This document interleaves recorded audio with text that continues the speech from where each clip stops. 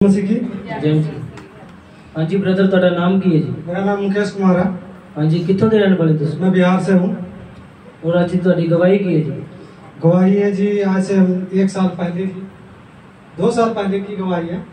उस टाइम हम प्रभु में नहीं थे।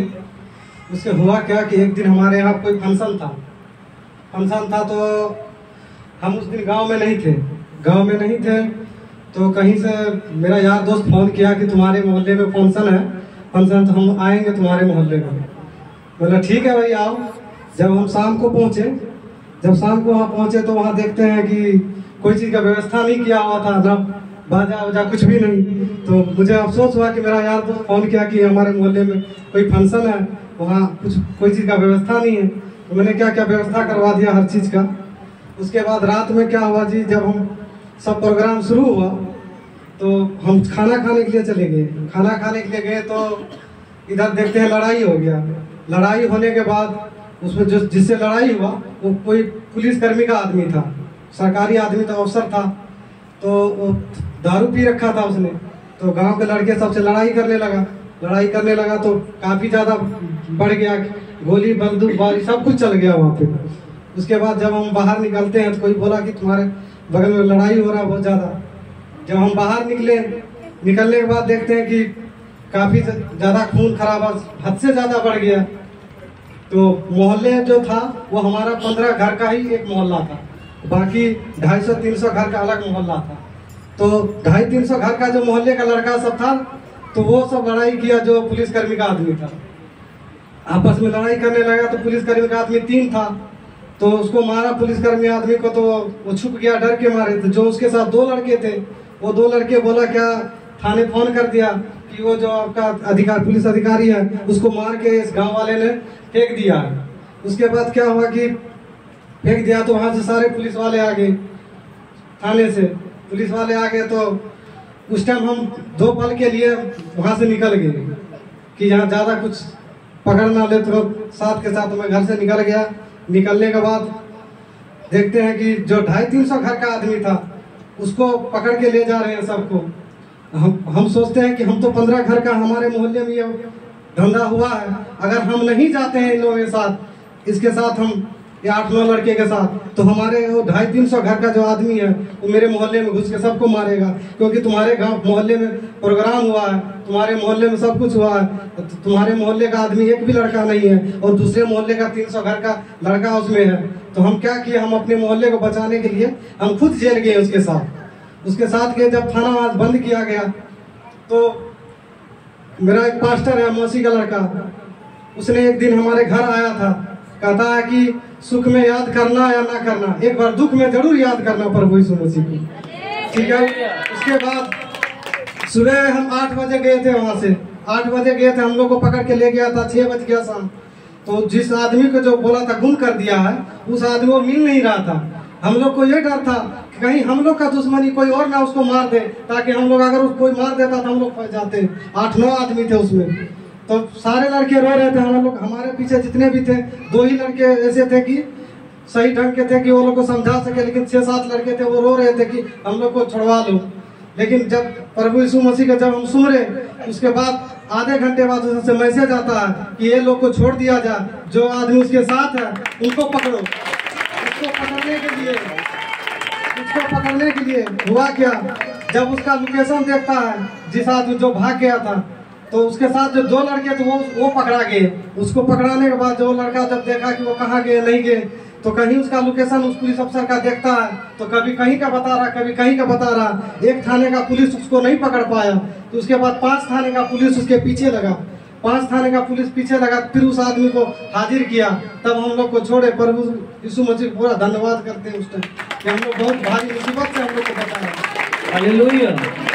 उसके बाद दूसरा गवाही ये है, मैं मलोट में 2016 में आया हूँ। मलोट के अंदर 2016 में आया हूँ। एक ही फैक्ट्री में मैं काम कर रहा हूँ। एक फैक्ट्री में काम करते करते मेरे को हो गया 7-8 साल होने चल दिया। तो 2022 में मैंने क्या किया, यहाँ ठेकेदारी ली, सेलर के अंदर ठेकेदारी ली। तो उसमें क्या हुआ कि कुछ बंदे भाग गए। भागने के बाद सॉरी पहले पिछला हम बताते हैं। जब ठेकेदारी लिए तो हम एक तरफ मिस्त्री भी हैं, जो राइस चावल का तो उसका मिस्त्री है, तो बनाते हैं। तो उसमें हमारी सैलरी था 25-26 हज़ार रुपया, तो सैलरी था हमारा। तो मैंने सोचा कि चलो हम ठेकेदारी भी लेते हैं, कुछ पैसा बन जाएगा। मतलब ठीक है, ठेकेदारी भी ले लिया मैंने। उसके बाद क्या हुआ, सीजन मैंने बढ़िया काटे। सीजन के बाद क्या हुआ, तो मैं बेचारी में पड़ गया था। शराब पीता था, नशा करता था, गुटखा खाता था, बीड़ी पीता था, सिगरेट पीता था, दारू पीते थे। शाम का डेली के डेली आता था 600-700 रुपया मेरा डेली का खर्चा था। डेली जाते थे, शाम की 1 बोतल पीना, दारू पीना, मुर्गा खाना, डेली डेली यही कारण बना हुआ था। हमने ये नहीं देखते थे कि हमारे पीछे क्या आमदनी है। हमने तो ये घर में रहते थे, ठेकेदारी भी चल रहा है, मेरा 20-25 हज़ार रुपया तनख्वाह दिए। अगर 10 हज़ार रुपया मैं खा भी जाऊंगा तो मुझे कोई हर्ज नहीं है, मैं इस पिलेके में रह गया। इसके बाद क्या हुआ, धीरे धीरे मैं कर्जे में डूबता गया, मेरा दिमाग काम नहीं कर रहा था।